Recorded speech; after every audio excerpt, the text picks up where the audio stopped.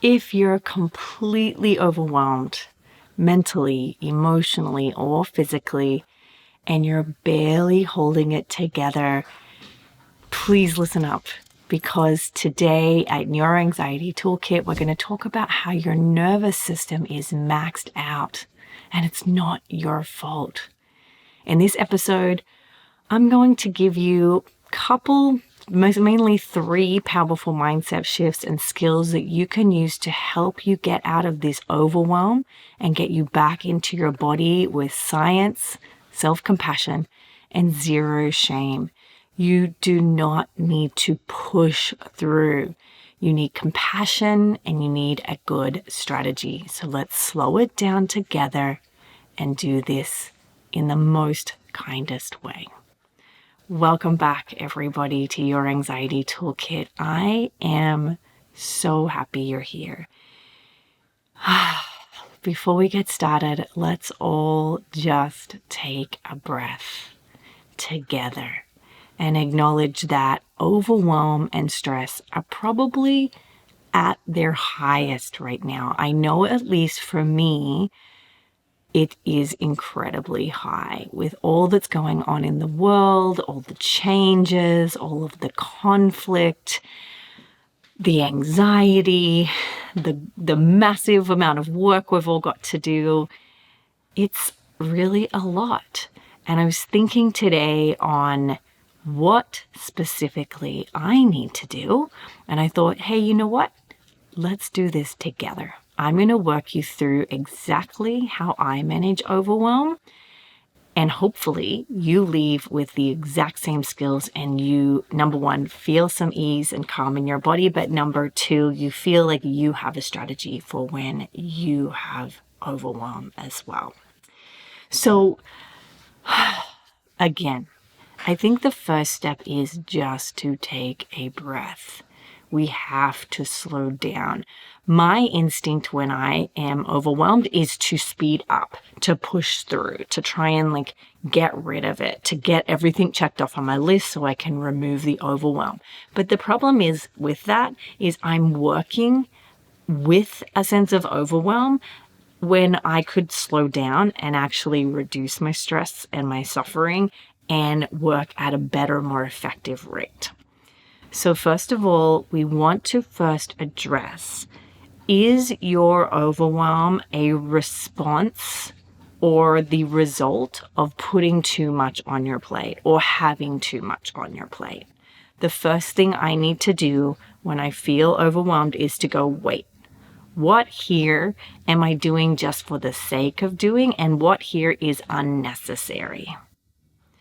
The next piece is look at your schedule and see if there is anything you can do to make this more doable. We want to prioritize your sleep, getting nutritious foods. We want to prioritize making sure you're doing something lovely in your body every day, right? Something that is a hobby. Because often when we're anxious or stressed, that is the first thing to leave, but we have to keep engaging in pleasurable activities. And then we want to identify what are the 3 things that are the highest priority for today. And it might mean that you have to not get some things done, but do those top priorities really well. So that's just very simple, basic skills in terms of, are you overwhelmed because you're trying to do too much? The next piece here is you must offer yourself some compassion and kindness in the presence of overwhelm.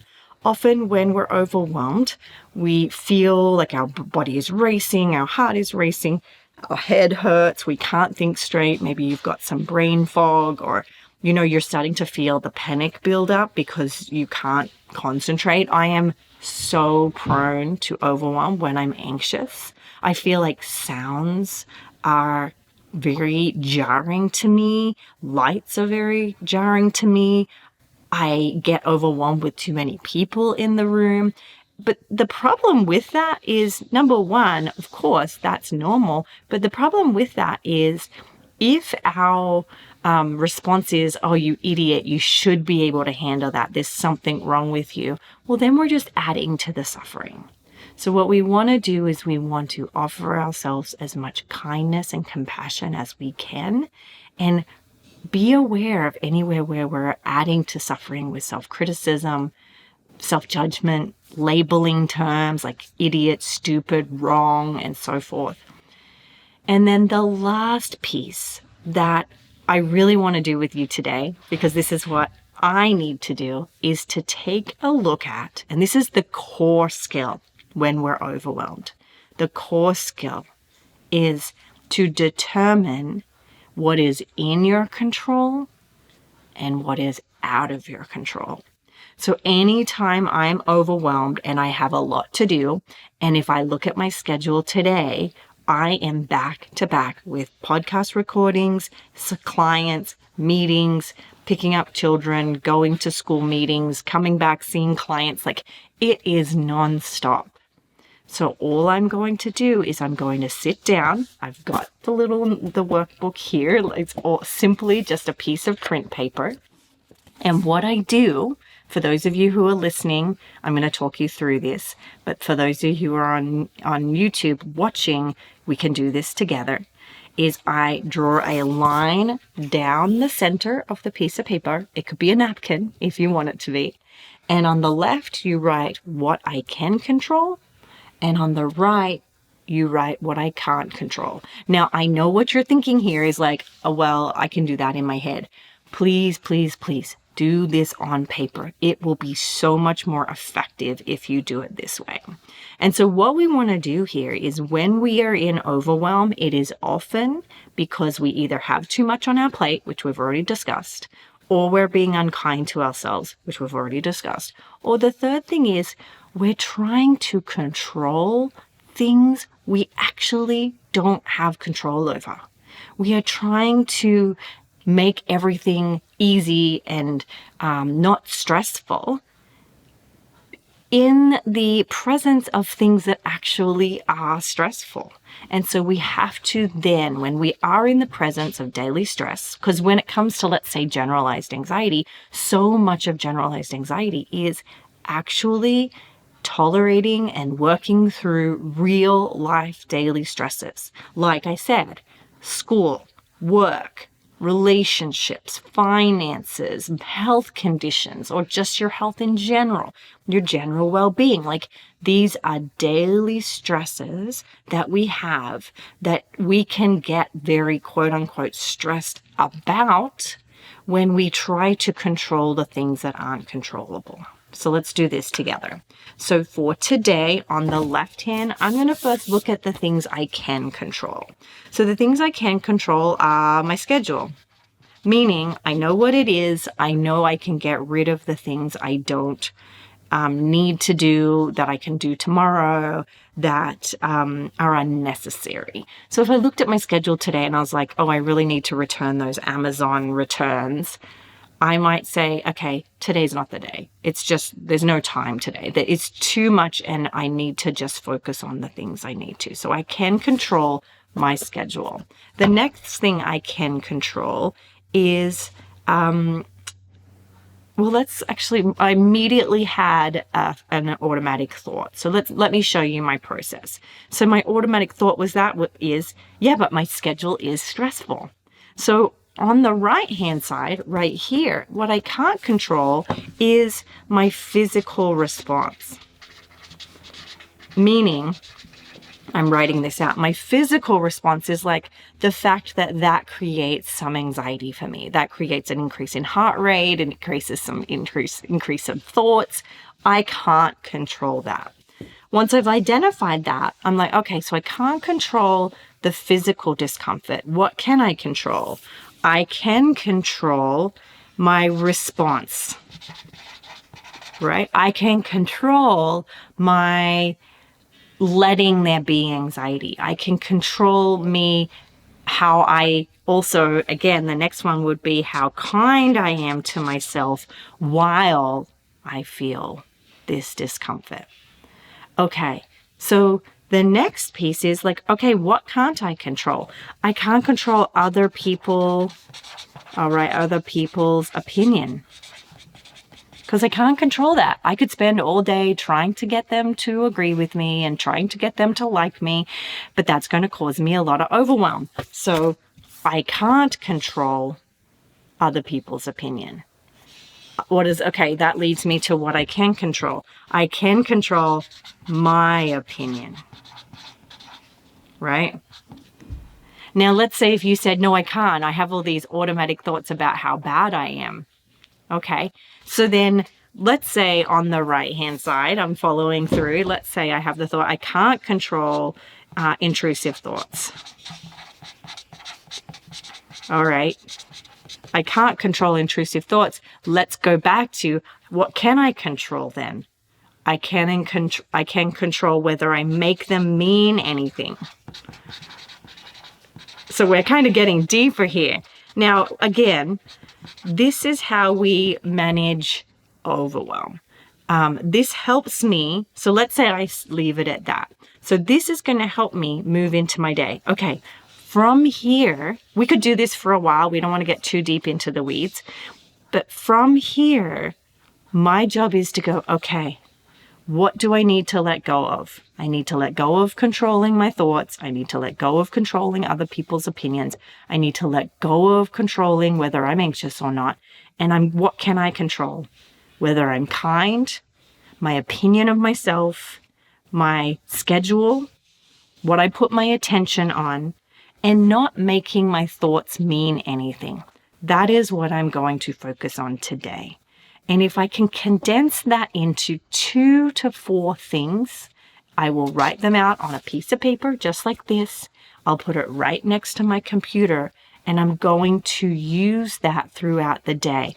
Every time I go into habitual reaction mode, I'm going to have this here to remind me of what I have control over and what I don't have control over.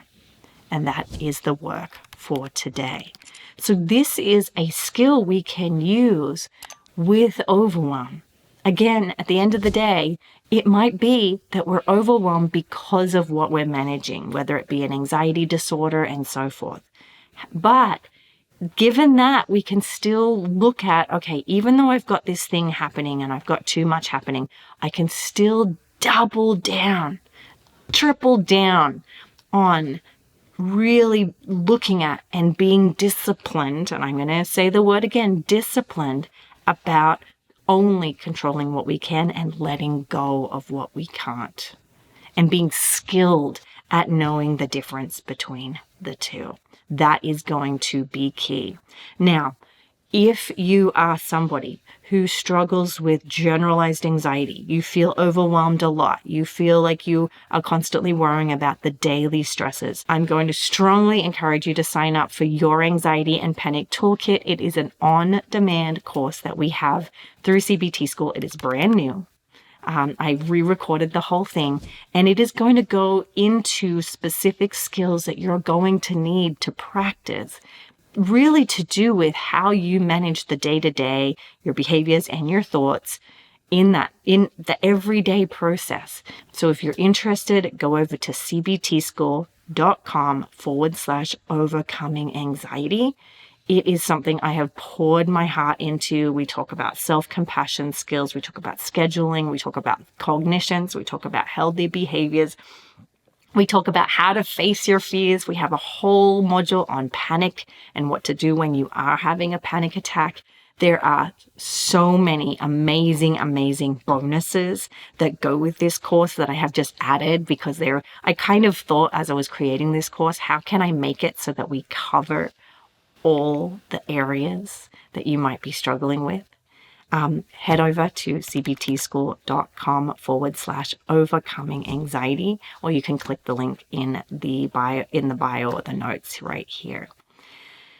That is how we can overcome anxiety. The main thing I want to finish with here is please, please be gentle. We are in a season of life where the news in and of itself will put me into a sense of overwhelm. the news, around the world, the way in which the news is shown to us, and that it's invasive all around, even with friendships. I can't even go out to dinner with a friend without somebody bringing up the news. We are in an incredibly stressful, overwhelming time, so I hope that you are being gentle with yourself. Maybe one of the things you wrote here is you can't control the news. So maybe what you can control is turning the news off. Telling friends you don't want to talk about politics or national events right now, and that you're taking care of yourself and you actually want to hear about them, more about their family, what they're interested in, how they're going with their work and their hobby and their schools. Get connected and do be as gentle as you can. Thank you so much for listening. I cannot wait to talk with you next week. This will conclude a month of talking about generalized anxiety. Next month, we're going to talk about social anxiety, and I cannot wait to get into it with you. I'll see you then. But before we finish up, let's do quickly the review of the week. Let's see what we have here. This one is from Becca's 123. And they've said, I've been a fan for a while. This is such a great podcast. I've listened throughout my journey of becoming a licensed marriage and family therapist, but I truly feel like I listen as a human being with anxiety, and it's so helpful. That makes me so happy. They went on to say, her voice is so soothing to me, and it feels like such a safe and kind place to be. That is exactly what I'm looking for here on your anxiety toolkit.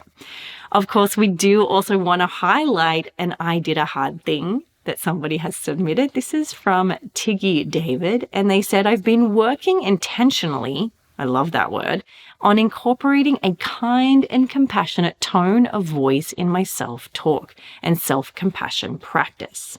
Recently, I've been struggling a lot with perfectionism around college work, which my OCD has been taking advantage of. Doing homework and going to classes have been far more difficult because of this anxiety and perfectionism. But I've been doing well at reducing procrastination and maintaining a balance between self-care and productivity. Love your show. Thank you so much, Tiggy David 134. You are doing the hard thing. You are all doing the hard thing. And I am just so grateful that we're here together, walking the walk together, holding hands as we go, putting that intention, I love the word intention, on kindness every single step of the way. Let's keep going. As always, it's a beautiful day to do hard things, and I'll see you next week.